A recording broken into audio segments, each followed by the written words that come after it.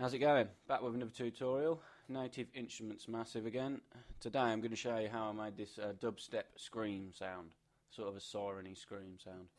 So yeah, do it how we normally do. I'll show you the sound and then we'll get down to it.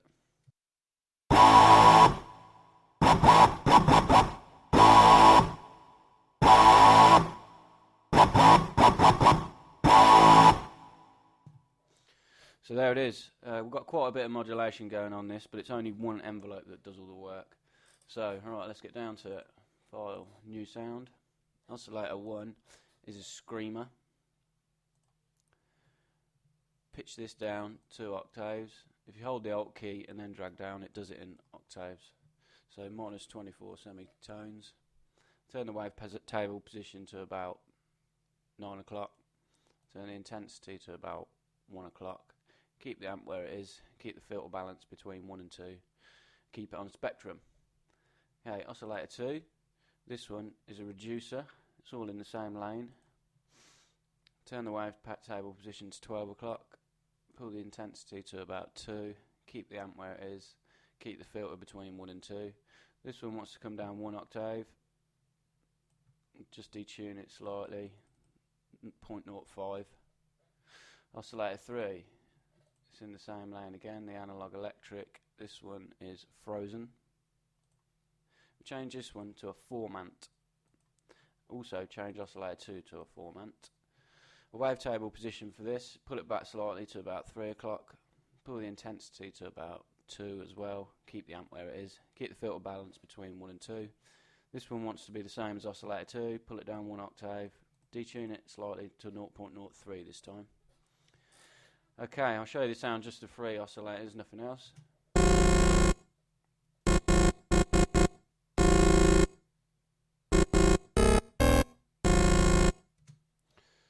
Okay, right, let's set up this envelope 2 then, because I use this for quite a bit of modulation on the oscillators. So, envelope 2 I used. If you push the attack out to about 10 o'clock, keep the level where it is, pull the decay all the way back and push the level all the way out. Push the release back slightly to about 7 o'clock. Okay, just back the attack off. Once you pull the decay all the way down, just back the attack off. So the point of the attack's just at the edge of that box at the end of gate.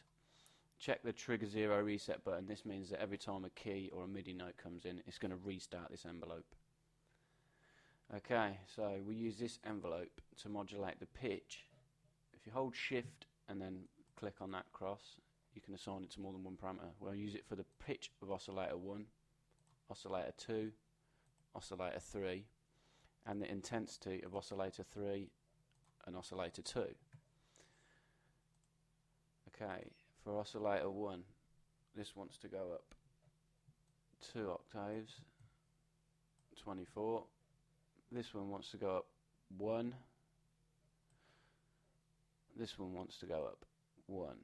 So what this envelope's going to do is it's going to push the pitch of each oscillator up the designated amount that I've said over this attack time, which is quite, well, it looks a long attack, but it's about a quarter of a second. So in that quarter of a second, it's going to pitch this up 2 octaves, this one 12 octaves, this one another octave, and then when you let go, it's going to shoot it back down to how it was.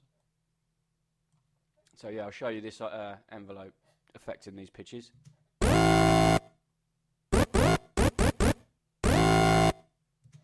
You can hear the rising effect that it's got on the pitch.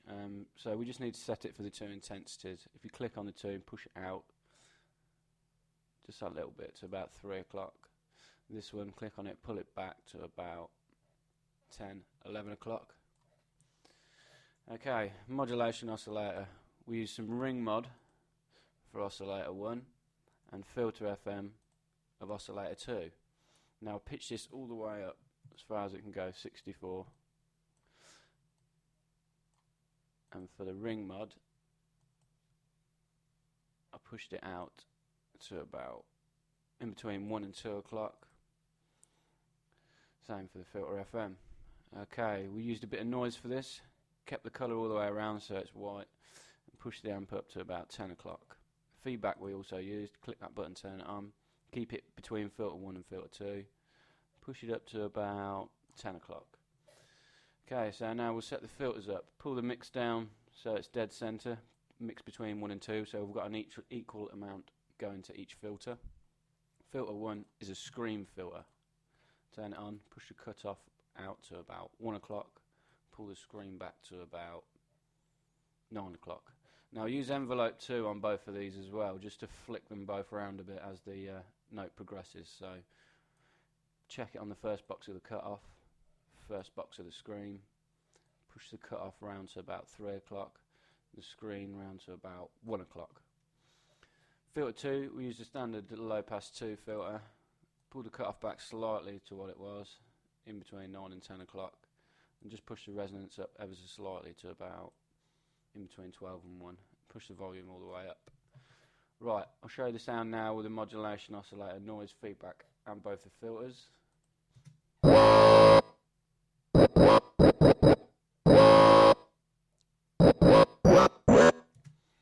So we're getting there. Bit of more modulation with these two inserts at the bottom and the two effects. It's going to really dirty it up a bit. Okay, we used some distortion on insert 1. We used a sine shaper. I love this sine shaper on anything dubsteppy or drum and bass. It just gritties everything up, the mid-end mainly. Pull the drive back to about 11. Pull the dry wet back to about 10. Use this envelope 2 again on the dry wet of the sine shaper. So it's going to increase the amount of this distortion as the time progresses. Push it around to about 1 o'clock. Insert 2, click it on. We used a parabolic shaper. This just adds more transients to everything, just makes it sound a lot wider. Keep the dry wet where it is. Push the dry wet around to about 2 o'clock. We use the envelope again on the dry wet of this parabolic shaper. Same thing. This long attack is going to increase the amount of this parabolic shaper as the note progresses. So click on the 2, push it around to about 2 o'clock. Okay, FX1, we used a dimension expander. It's the same thing as a parabolic shaper, it just sort of widens the sound out. I don't know exactly what it does, but it definitely makes sounds like this sound a lot wider and a lot better. So dimension expander. Keep the dry wet dead center. Push the size around to about 2 o'clock. For the reverb, FX2, as I say, reverb. Pull the dry wet all the way back to about 7 o'clock. So it's just a small amount of reverb on this. Pull the size, keep the size where it is. Pull the density down to about 9 o'clock, and the color all the way around. So with the EQing, all I did was just pull back the high shelf slightly, push the boost up to about 1, and the low shelf up to about 1 o'clock. Okay, all there is to do now is just do the voicing. Yep, didn't do nothing with the oscillator section. So just voicing. I changed it to 3, push the unison up to 3. Turn the pitch cutoff on.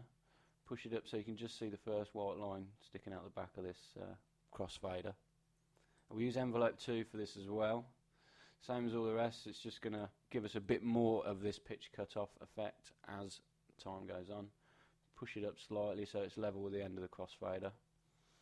Turn the pan position on, keep that dead bottom, envelope 2 again, click it on that box, click on it, push it up so it's just below center. So that should be it. That's going to be the sound now. So I'll play the sound through, and then I'll play it with a little beat that I've made so you can hear what you can use it for.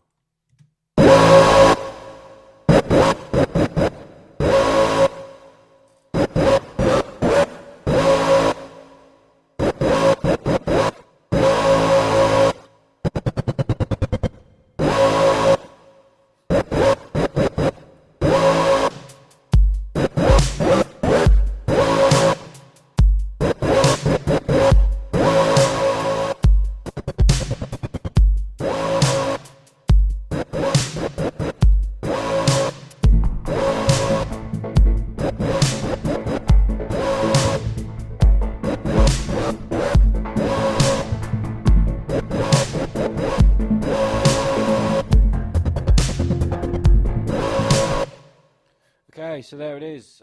That app I got going in the background, that is made with the virus. I will be putting a tutorial on of how I made this later on. I'll just solo it quick to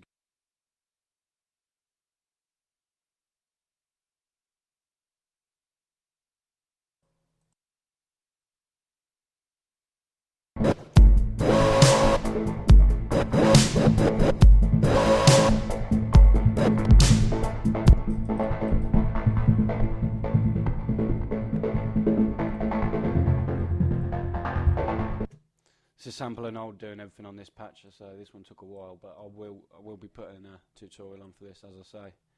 So there it is. I hope you like it. A dubstep scream sound. As always, any questions, feel free to ask. Okay, thanks. Bye.